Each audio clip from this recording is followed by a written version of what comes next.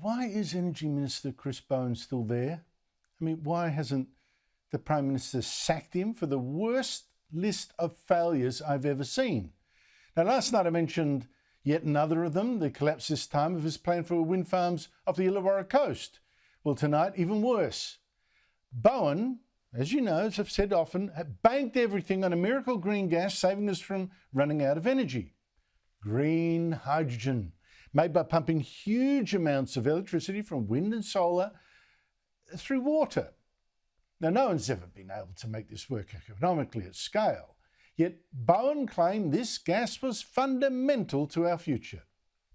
Our green hydrogen future is fundamental to that clean energy future. Bowen even fooled the Prime Minister into spruiking this miracle gas. The green hydrogen sector has an enormous potential in this country. And Bowen and Albanese bet billions of dollars of your money on subsidies for green hydrogen. Yet the Australian newspaper now reports that 99% of the $100 billion worth of hydrogen projects we were told were in the pipeline, 99% have not gone past the concept stage. Of the nearly 100 hydrogen projects proposed here, 61 had already been put on the shelf or scrapped, says the CSIRO. Now, all this was going to be so obvious from the start. This gas is too expensive to make and to use. Joining me is the political panel, Cameron Milner, former Chief of Staff to Labor leader Bill Shorten, now Director of GXO Strategies, and Michael Costa, former New South Wales Labor Treasurer. Michael, I do not get why Bowen's performance, one failure after another, isn't it a national scandal? Why hasn't he been sacked? Well, because the person that's going to sack him is up to his neck in it as well. That's the reason. I mean, you can't sack Chris Bowen without throwing out the whole of the Albanese agenda on green energy. I mean, look, we all know that Bowen's got a reverse Midas touch. It's not just in energy. He had it in the Treasury and every other portfolio he touched. So, you know, he's been a liability from the beginning. But he is linked to the Prime Minister in a very tight policy manner, and that's the reason you won't see him sacked. The other thing with all of this, of course, is the broader strategy, not just hydrogen. I mean, this is just fantasy, and it's becoming more and more fantasy as we progress this whole green transition. We can't produce steel. We can't produce ammonia. We can't produce plastics. We can't produce concrete without hydrocarbons. Aviation fuel. How are we going to defend Australia against the Chinese with what? Electric jets? We need aviation fuel. You know, we've got a fossil fuel-based economy, and we will have it for the foreseeable future, and I mean 50 to 100 years, and there's no substitutes for the energy density of hydrocarbons. That's what we really need to debate about. And, you know, Bowen, you know, is just a proselytizer of nonsense, and the Prime Minister's linked to him. Yeah, but this level of incompetence, Michael. Cameron, what has Bowen got in Albanese that is still there? Well, I've actually got a lot more time for Chris than Michael. I mean, I think Chris is a visionary. I think Chris challenges us to think differently. And I think hydrogen ultimately, seriously, like nuclear power, will have its time. I mean, nuclear power, the first nuclear reactor was 1957. Marie Curie invented radiation in 1895. Einstein's theory of atomic theory was 1905. So 52 years after the theory, we've had our first nuclear reactor. Now, the world's got nuclear power. Across the world, we support all of that. So it does take time. And I think in terms of the subsidies, not one single dollar has been wasted if the private sector haven't invested their part of the billions of dollars potentially there for green hydrogen. I agree, it doesn't work right now, but in the future, it may well be a very important energy resource. We're deindustrialising Australia in the meantime while we wait around for a dream to occur. I know. I don't think he's a visionary. I think those visions are hallucinations, but they're still, maybe you're right.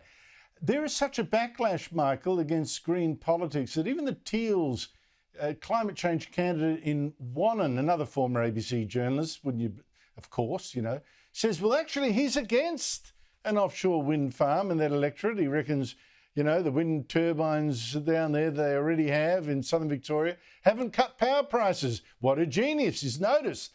But I've got to say, Michael, the last time he ran for election, he did an interpretive dance to sell wind farms and other left-wing policies. Here he is.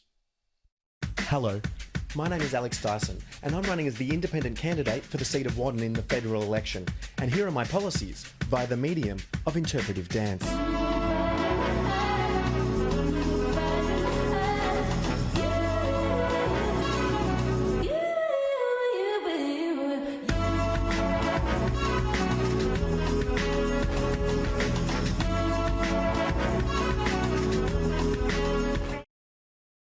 Oh, my God. Apologies to viewers for screening that without another warning, but that is now backing off wind. Michael, what does that tell you?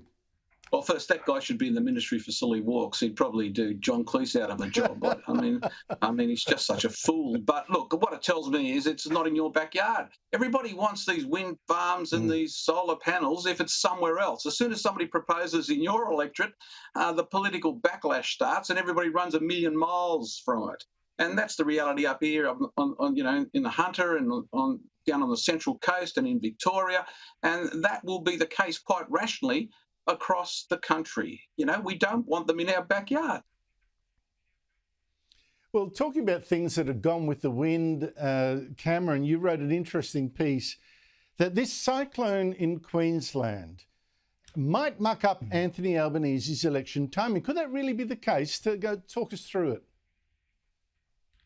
Well, Cyclone Alfred is a Category 2. It may well be a Category 3 by the time it crosses the border into Australia's third largest city. Smack bang in the middle of Brisbane is where this cyclone is going to land.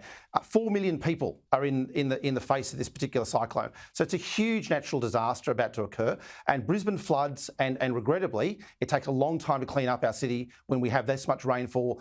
But added to this will be cyclonic winds. So the Prime Minister flew in today on Toto 1 and, filled a plane rather than filling a sandbag to help us out, and flew out as another disaster tourists who visited.